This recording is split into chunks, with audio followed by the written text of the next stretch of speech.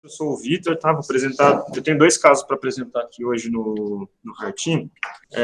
O primeiro paciente é o JF, um paciente de 60 anos. Ele é um paciente que, não trouxe uma foto dele aqui, mas é um paciente que pesa 126 quilos, tem 1,70 m de altura, que dá um IMC para ele em torno de 43, tá? A queixa principal dele é um cansaço de dor no peito desde 2019. Ele conta que ele tinha uma angina eventual ao longo daquele ano, mas no final do ano apresentou um quadro de dor de forte intensidade, com irradiação para a mandíbula, para membro superior, ficou caracterizado como um infarto sem supra. Fez um cateterismo na época, num serviço externo, que evidenciou um padrão triarterial, e o paciente foi mantido em tratamento clínico, posteriormente encaminhado para a nossa avaliação. Atualmente, é um paciente que ele mantém uma angina CCS2, uma dispneia para esforços habituais, melhorou um pouco com a otimização terapêutica, mas quando vai conversar com ele, na verdade, é um paciente que se limitou muito nas atividades diárias, então esse CCS2 talvez esteja um pouco subestimado pela queixa dele, tá? Em relação à dispneia, é para esforços habituais e não tinha outras características que chamavam muito a atenção para um quadro de insuficiência cardíaca. De antecedentes pessoais, então, esse infarto em 2019, é diabético, hipertenso, tem aquela obesidade que a gente comentou, tabagista ativo, 30 maços anos e ex-etilista. Aqui eu deixei descrito as medicações que ele usa, então, assim, bastante medicações, paciente relativamente bem otimizado do ponto de vista para sintomas de angina. E do exame físico, que chama um pouco mais atenção, o paciente era obeso, então a ausculta pulmonar um pouco prejudicada, ele tinha um sopro aórtico ejetivo, 3 cruzes, duplo produto relativamente bem controlado, uma frequência de 64, PA de 14/7. Dos principais exames laboratoriais, ele tinha uma função renal preservada, né, um LL de 94, já em uso de estatina de alta potência, uma glicada de 7,2, um diabetes relativamente bem controlado também. O eletrocardiograma que a gente trouxe, o último eletrocardiograma dele do serviço, pelo que eu pude ver, com um ritmo sinusal, tem uma possível área inativa inferior com uma alteração de repolarização nas elevações precordiais. O raio-x de tórax dele, acredito que uma área cardíaca um pouco aumentada, né, as cúpulas um pouco elevadas, era um paciente obeso, né, mas acho que sem muitos achados significativos. Em relação a alguns exames complementares, ele tinha um ecocardiograma externo também, a gente não tinha do nosso serviço ainda, mas uma fração de ejeção preservada, as câmeras cardíacas já com algum grau de remodelamento, né, um ventrículo de 60 por 40, um ato esquerdo um pouco aumentado também de 41, com alteração, apesar de não ter disfunção sistólica, uma alteração segmentar no segmento basal da parede inferior. Aquele sopro era uma estenose aórtica discreta, pelo que foi descrito no ecocardiograma. A gente pensando em diferenciais para aquele padrão de espinética, de uma espirometria que não veio com distúrbio obstrutivo. Agora, vou sair aqui, gostaria de chamar o Dr. Carlos. Comentar aqui, então, os achados da angiografia coronária desse paciente. Nessa primeira projeção, oblíqua anterior direita caudal, tem um ramo, aparentemente um ramo diagonalis, com lesão grave proximal e outra lesão grave suboclusiva no terço distal. E a gente vê um padrão meio que difuso na parte final dessa artéria, um ramo diagonalis de grande importância anatômica, com 2 pontos aí de obstrução mais graves. A artéria circunflexa tem uma lesão grave proximal, né, ostial, na verdade, aparentemente envolve essa trifurcação aqui do tronco. Então, realmente na origem dessa artéria circunflexa. Dá ramos marginais finos. Tá? Descendente anterior, eu vejo uma lesão proximal aqui, uma lesão intermediária, mas eu tive a sensação que ela tem uma placa ulcerada aqui na descendente anterior. Eu vou voltar na projeção anterior para ver isso.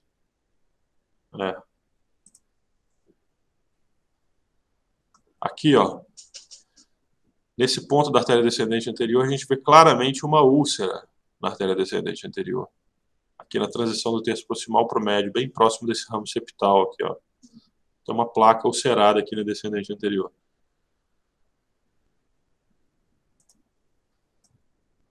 Então, ponto de vista de estenose, eu diria que é uma lesão intermediária. A gente vê onde tem esse Reisnes aqui, onde é perto daquele septal, e aqui tem aquela úlcera. A gente consegue ver bem nessa projeção também uma circulação colateral para a coronária direita. Tá? Uma coronária direita, o que a gente consegue ver na colateral, um vaso fino, um padrão realmente de diabetes. Tá? Então, aqui, a DA, uma lesão complexa, do ponto de vista de estenose, não me parece uma estenose tão grave. Oblíqua esquerda cranial. Então,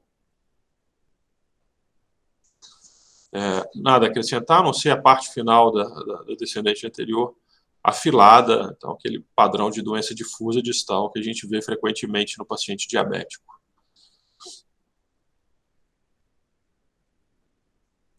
Nessa projeção, a gente vê os óstios das coronárias, e aqui aquela lesão grave na artéria circunflexa. Só um comentário com relação a essa artéria circunflexa, apesar dela ser longa, ela corre a maior parte do tempo no sulco quadriventricular, os ramos marginais que saem dela são vasos finos, de uma importância anatômica menor. Né? O ramo diagonales, esses 5 lesões graves, aquelas que a gente viu nas primeiras projeções. Tá? Aqui, vendo as placas proximais da DA, do ponto de vista de estenose, realmente não parecem ser estenoses graves, apesar da gente ter aquela placa ulcerada na transição do terço proximal para o terço médio da artéria descendente anterior. A ventriculografia. Uma ventriculografia feita com catéter que não é o pigtail. Então, a gente não vê o ventrículo esquerdo enchendo totalmente.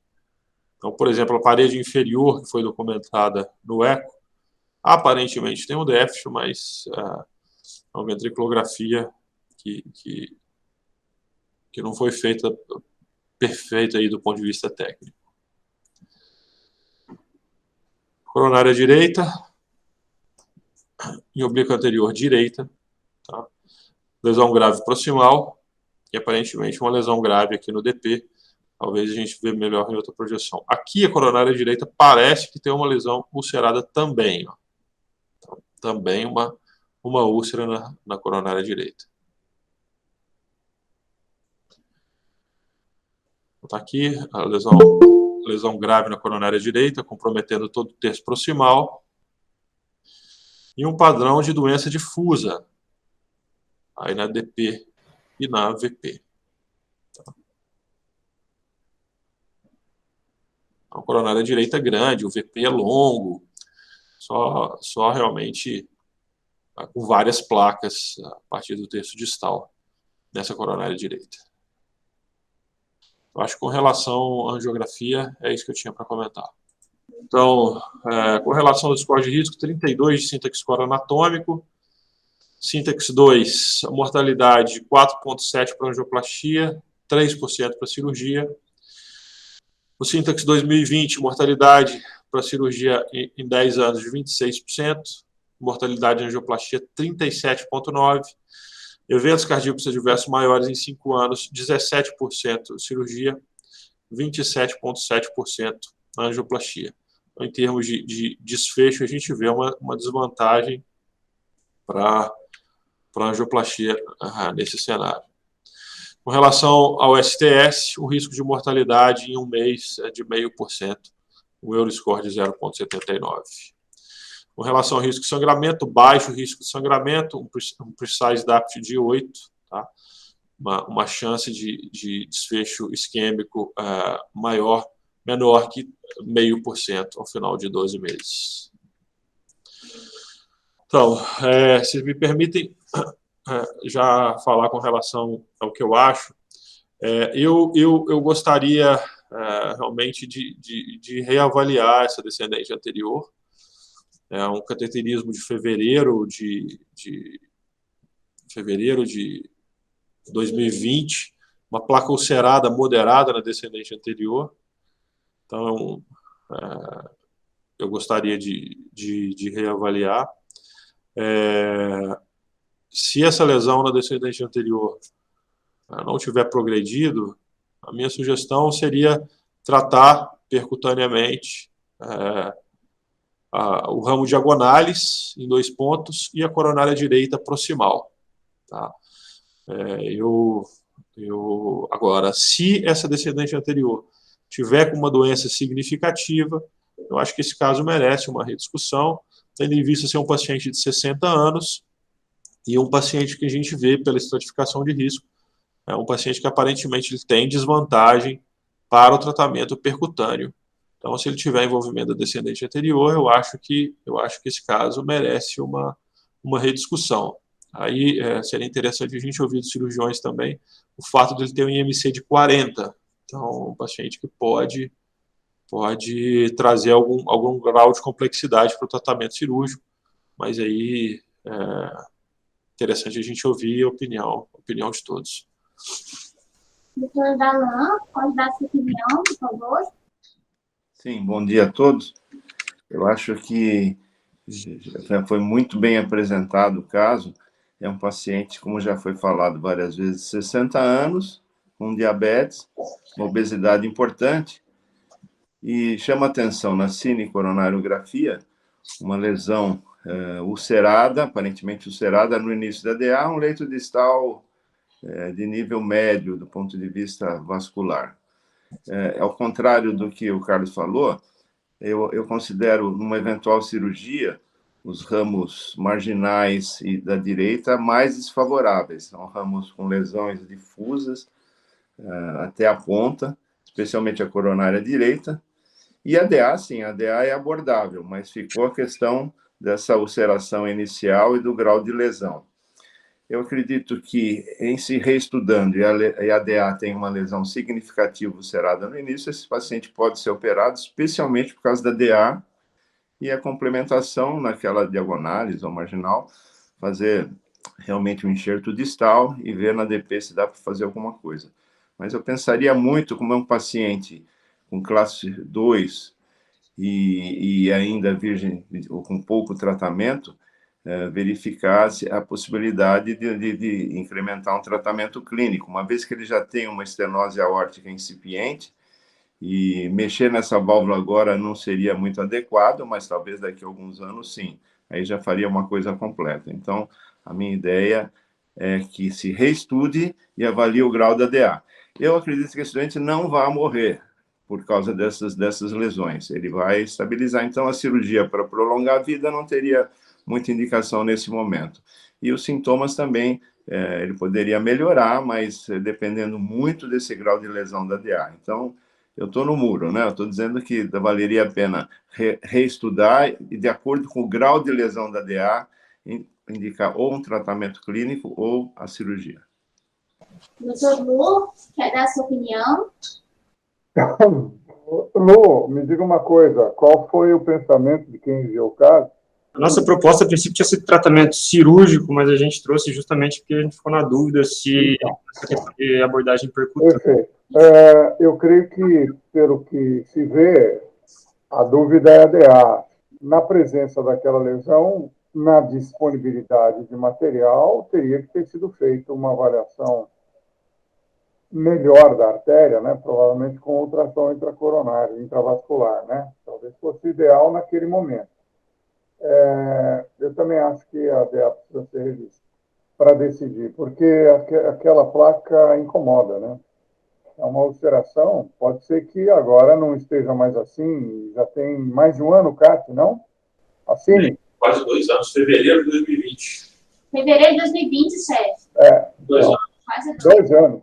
E, então, assim, a dúvida mesmo foi com relação à possibilidade de fazer cirurgia, uma disposição completa, né?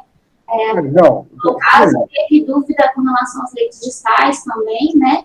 E Sim, não, depende do achado. A partir daí depende tudo do achado. Se realmente se confirmar que a lesão da DA é mais grave, talvez seja melhor para ele a revascularização completa, porque é bem profundo. Então, essa aí é minha opinião, só para deixar claro. Se a DA tiver lesão importante, eu acho que é cirúrgico. Então, Tá? é o que o Carlos também falou, ou seja, precisa reavaliar. Eu faria isso. Você não acha, Carlos? Eu concordo. Eu só acho que é o seguinte, caso essa lesão na DA não seja grave, talvez já submeter esse paciente ao procedimento, visando tratar o diagonais e a direita, caso a lesão lateral não seja grave. Para a gente não ficar, faz o CAT, Sim. Aí põe o paciente na mesa de novo, só para dar mais conforto para ele.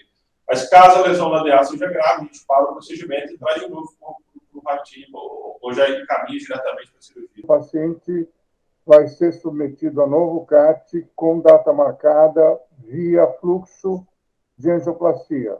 E deixar claro que, dependendo da lesão da DA, pode-se tratar os outros ramos para tratar a angina, ok?